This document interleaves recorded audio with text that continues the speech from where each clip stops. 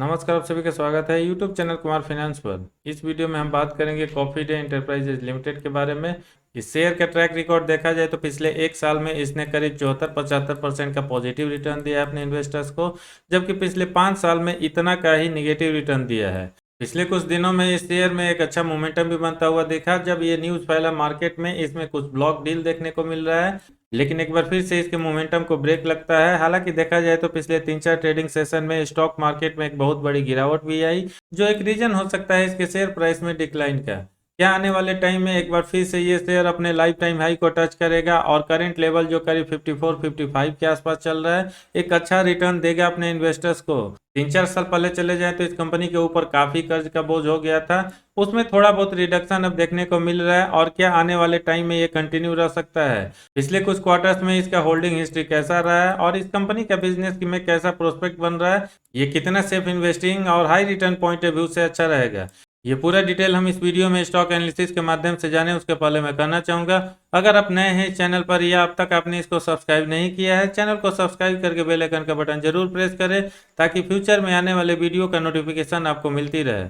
Coffee day enterprises के business के बारे में बात किया जाए तो मेजरली इसका इन्वॉल्वमेंट आपको क्यूएसआर के सेक्टर में देखने को मिलेगा, और बहुत सारे इसके कैफे कॉफी डे के चेन आप अक्रॉस द इंडिया देख सकते हैं, स्पेशली अगर आप मेट्रो या अर्बन एरिया से बिलोंग करते हैं। इसके अलावा इस कंपनी के पास कुछ और भी फेमस ब्रांड्स आपको देखने को मिलेंगे, जैसे coffee day beverages, coffee day fresh and grounds, tangling, sickle जो इसका लॉजिस्टिक आर्म है, वे टू वेल्थ जो कॉफी डे का एक इन्वेस्टमेंट एडवाइजरी आर्म है, और द सिराई जो कॉफी डे का एक लग्जरी रिसोर्ट चेन है। यानी ओवरऑल देखा जाए तो कॉफी डे इंटरप्राइजेज लिमिटेड के पास करेंट टाइम में डाइवर्सिफाइड प्रोडक्ट और सर्विसेज है, जिसमें मेजर बिजनेस इसका कॉफी रिटेल और एक्सपोर्ट का है। साथ ही ये हॉस्पिटैलिटी और कंसल्टेंसी सर्विसेज भी ऑफर करती है। करेंट टाइम में ये स्मॉल कैप से बिलोंग करती है और मार्केट कैप इसका 1141 करोड़ है। स्टॉक भी यहाँ पर कुछ नहीं दिया है, लेकिन अगर इसके डेटा को कलेक्ट करके आप इवेल्युएट या कैलकुलेशन करने की कोशिश करेंगे, ये आपको -9 to 10 के रेंज में दिखेगा। रिटर्न ऑन कैपिटल एम्प्लॉयड का परसेंटेज अभी भी इसका -1.82 बना हुआ है,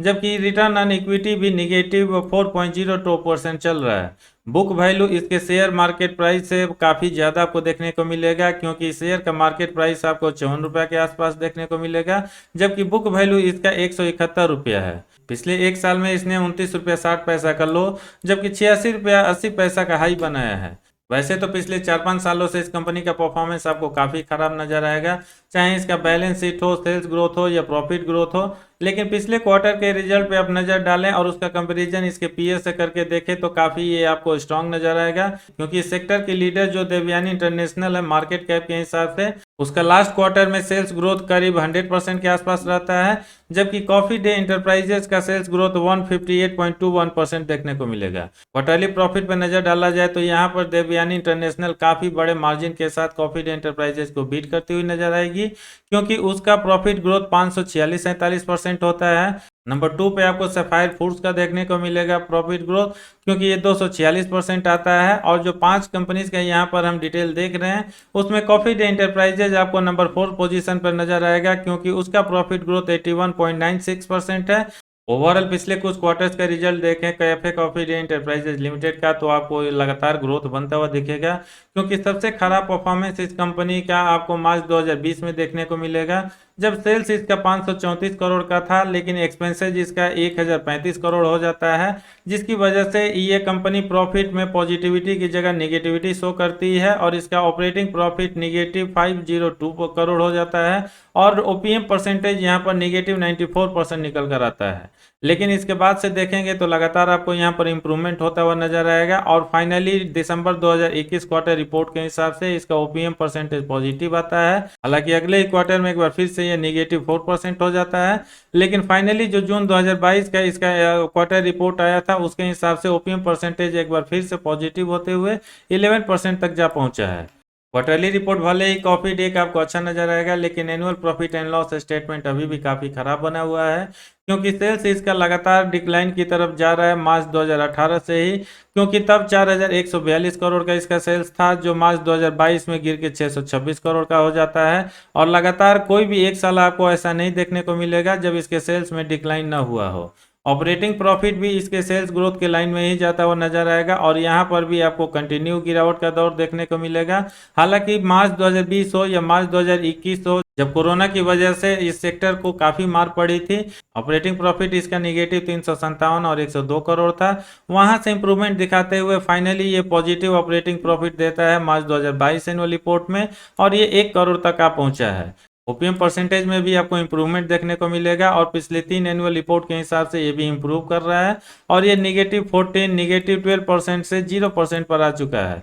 यानी वैसे देखा जाए तो पिछले कुछ सालों से कंपनी ने कोई अच्छा प्रॉफिट तो नहीं दिया है, लेकिन जो इसके लॉस का मार्जिन था उसको काफी हद तक रिकवर किया है और फाइनली ना के बराबर ही सही ओपीएम परसेंटेज भी इसका पॉजिटिव हो रहा है। ओवरऑल इस कंपनी के परफॉर्मेंस को परसेंटेज वाइज देखें हम पिछले 10 सालों से, 3 साल से लेके 10 साल के पीरियड में आपको काफी खराब नजर आएगा, क्योंकि इसका कंपाउंडेड सेल्स ग्रोथ पिछले 10 साल में -9%, 5 साल में -26%, 3 साल में -46%, जहां पर आपको एक अच्छा इंप्रूवमेंट होता हुआ नजर आएगा और ये पिछले 1 साल में -3% होता है। स्टॉक प्राइस CAGR में अगर हम पिछले 1 साल के परफॉर्मेंस को छोड़ दें, जब इस शेयर ने अपने इन्वेस्टर्स को करीब 73% के आसपास रिटर्न दिया है, 3 साल से लेकर 5 साल तक काफी खराब रहता है। रिटर्न ऑन इक्विटी के मामले में भी इस कंपनी का परफॉर्मेंस काफी खराब रहता है पिछले 10 सालों में, क्योंकि अब तक एक बार भी ऐसा नहीं देखने को मिलेगा जब आपको ROE इसका पॉजिटिव साइड में जाता हुआ दिखेगा। बैलेंस शीट इस कंपनी के पिछले 10-12 साल के डेटा के अकॉर्डिंग काफ़ी खराब है,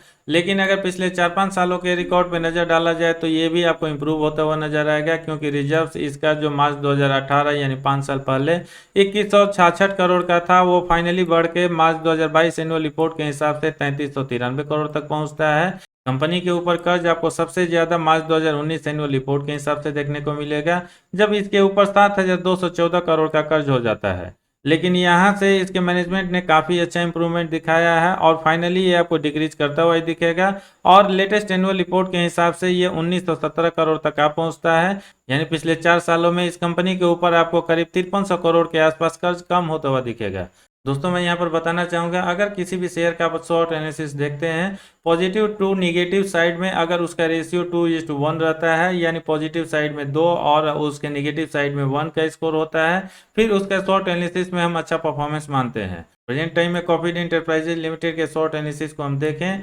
इसके पास स्ट्रेंथ 7, अपॉर्चुनिटी 1, टोटल 8 का स्कोर हो रहा है, जबकि इसके अगेंस्ट में जाने वाली चीजें वीकनेस 5 और थ्रेट 1, टोटल 6 का स्कोर हो रहा है। यानी अभी भी शॉर्ट एनालिसिस में इसको हम काफी कमजोर मान सकते हैं। अगर पिछले 1 महीना का डेटा देखें किस तरीके से इन्वेस्टर्स का इंटरेस्ट इस कंपनी में बढ़ा है या घटा है, उसके लिए हम इसके वॉल्यूम एनालिसिस पर नजर डाल लेते हैं और पिछले 1 महीना में ऑन एवरेज जो शेयर ट्रेड होता है वो करीब 1 करोड़ के आसपास होता है, जिसमें डिलीवरी का परसेंटेज 33.48% रहता है और यही वो पीरियड है जब बहुत सारे ब्लॉक डील होता हुआ दिखा और इसके शेयर प्राइस में एक अच्छा मोमेंटम भी बना। ऑन एवरेज पिछले 1 सप्ताह डेटा के अकॉर्डिंग आपको 45 लाख शेयर ट्रेड होता हुआ दिखेगा, जिसमें डिलीवरी का परसेंटेज बढ़ के 41.50% तक पहुंचता है। लेकिन एक दिन फिर अगर देखें तो 44 लाख शेयर ट्रेड होता है, जो कि वीकली एवरेज के अकॉर्डिंग है, लेकिन डिलीवरी का परसेंटेज यहाँ पर गिर के 33.41% तक जा पहुंचा है। यानी ओवरऑल देखें तो कॉफी डे इंटरप्राइजेज लिमिटेड का जो शेयर ट्रेड हुआ है पिछले 1 महीना में,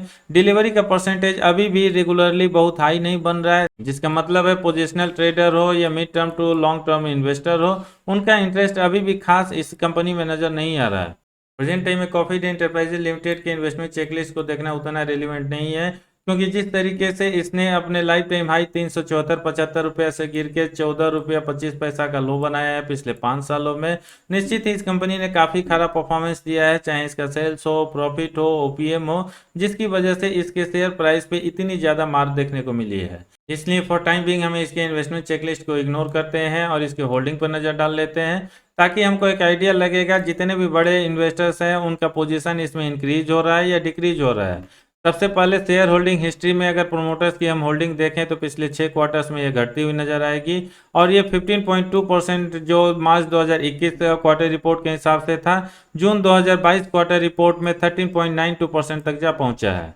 म्यूचुअल फंड की होल्डिंग आपको पिछले 6 क्वार्टर्स में खत्म होता हुआ नजर आएगा, क्योंकि जून 2021 में उनकी होल्डिंग 2.31% थी, जो अगले ही क्वार्टर में गिर के 0% हो जाता है। यानी जितने भी म्यूचुअल फंड्स हैं उन्होंने अपना 100% स्टेक इस शेयर में सेल कर दिया है और सितंबर 2021 से जून 2022 के बीच में अब तक ये 0% बना हुआ है। डीआईज का भी इंटरेस्ट इस कंपनी में आपको खत्म होता हुआ दिखेगा इस पीरियड में, और जो सबसे ज़्यादा मार्च 2021 में उनकी होल्डिंग 3.02% थी, अगले क्वार्टर में कम होकर 1% होता है, और फाइनली ये भी दिसंबर 2021 क्वार्टर रिपोर्ट में 0% होता है, और जून 2022 में भी ये 0 ही रहता है। फॉरेन इंस्टीट्यूशंस की होल्डिंग अभी भी 3% के ऊपर बना हुआ है, हालांकि यहाँ पर भी आपको डाउनफॉल देखने को मिलेगा, और ये 3.75% से गिर के 3.15% तक जा पहुंचा है। रिटेल एंड अदर्स की होल्डिंग इस कंपनी में आपको लगातार बढ़ता हुआ दिखेगा, क्योंकि चाहे प्रोमोटर्स हो, म्यूचुअल फंड हो, एफआईज हो या डीआईज हो, जिन्होंने भी ये अपना स्टेक सेल किया है, ये टोटल रिटेल एंड अदर्स द्वारा बाई किया गया है,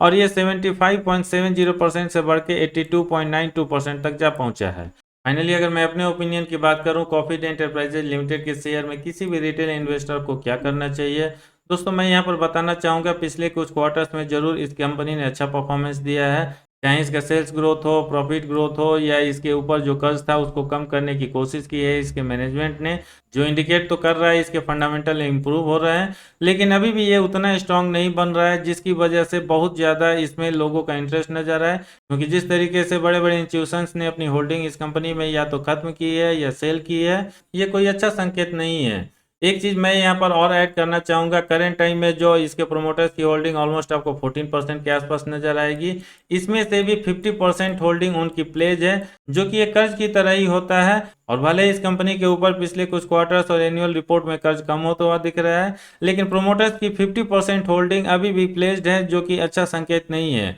इसके अलावा प्रोमोटर्स ने भी अपनी होल्डिंग कम की है, शायद उनको भी ऐसा नहीं लग रहा है आने वाले लॉन्ग टर्म या मिड टर्म में इस कंपनी का अच्छा परफॉर्मेंस रहने वाला है, जिसकी वजह से उनका भी ट्रस्ट लगातार इस कंपनी में कम हुआ है। यहाँ से अगर इसके प्रोस्पेक्ट के बारे में बात किया जाए तो कुछ बिजनेसेज इसके ऐसे हैं जहाँ पर अच्छा अपॉर्चुनिटी तो बन रहा है, लेकिन ओवरऑल एक बार फिर से इसके मैनेजमेंट पर डिपेंड करेगा आने वाले टाइम में इस कंपनी का या इस ग्रुप का कैसा ग्रोथ हो सकता है। इसलिए मेरा ऐसा सजेशन रहेगा, पिछले कुछ क्वार्टर्स में जरूर इसने अच्छा इंप्रूवमेंट दिखाया है, जो शायद आने वाले कुछ और क्वार्टर्स हो या एनुअल रिपोर्ट में कंटिन्यू कर सकता है। इसलिए अगर आप एक रिस्की इन्वेस्टर है तो अपने कैपिटल का एक छोटा सा हिस्सा अगले 2-3 महीनों तक इसमें एसआईपी के माध्यम से डिप्लॉय कर सकते हैं, लेकिन अगर आप एक सेफ इन्वेस्टर है फिर ऐसे स्टॉक को अवॉइड करना चाहिए, क्योंकि हो सकता है आने वाले कुछ और क्वार्टर्स में इसका परफॉर्मेंस पुअर हो जाए, फिर इसमें एक बहुत बड़ा डाउनफॉल आ सकता है और एक बार फिर से अपने लो की तरफ मूव कर सकता है। जबकि जिस तरीके से इसमें इंप्रूवमेंट हुआ है पिछले कुछ क्वार्टर्स में, अगर ये इंप्रूवमेंट कंटिन्यू रहता है,